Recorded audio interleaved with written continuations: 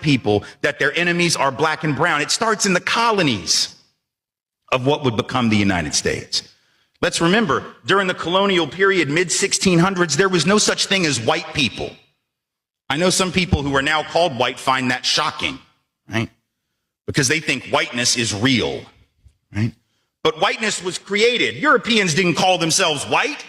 We didn't call ourselves white. We weren't all members of one big happy family. Are you kidding? Have you studied the history of Europe? The history of Europe was about killing each other. That's what we did in Europe. We just killed each other before we figured out there were other people to kill. We just killed each other, right? I mean, that was the history of Europe. The English hated the Irish, right? Northern Italians didn't even think that Southern Italians were Italians. The Germans hated everybody, and everybody hated their ass right back, right? There was no team called white, no race called white, but all of a sudden, in the middle of the 1600s, there was. Why? Why was it suddenly necessary to create this thing called the white race? Well, because rich people can count, that's why.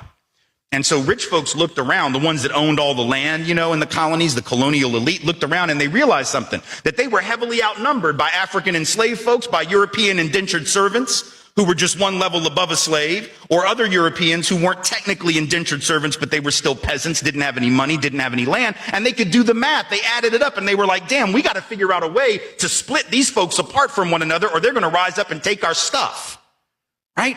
Because after a while, these black folks who were enslaved Africans and these quote unquote white folks who were poor Europeans are going to figure out they're all getting played by these rich people. Right? So ultimately, the rich figure out they got to come up with some way to get somebody in that group on their team. The easiest thing is to get the poor Europeans, right?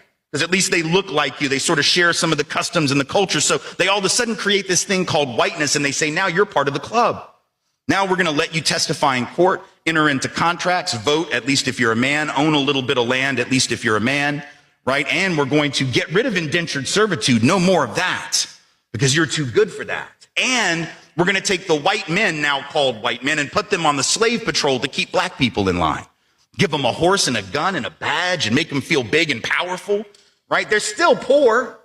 They still don't have anything. They didn't pay the slave patrol well, right? Just exploited them, used them as a buffer between the elite and the other poor folks, particularly poor folks of color. And pretty soon the rebellions that occasionally happened where black and white got together to overthrow the elite, those stopped. Because the divide and conquer had begun to work, right? You could turn people against each other by telling those poor white folks, they got to keep these black people in line. And so that divide and conquer gets initiated in the colonies. Rich white men telling not rich white people that their enemies are black and brown. Fast forward to the Civil War era.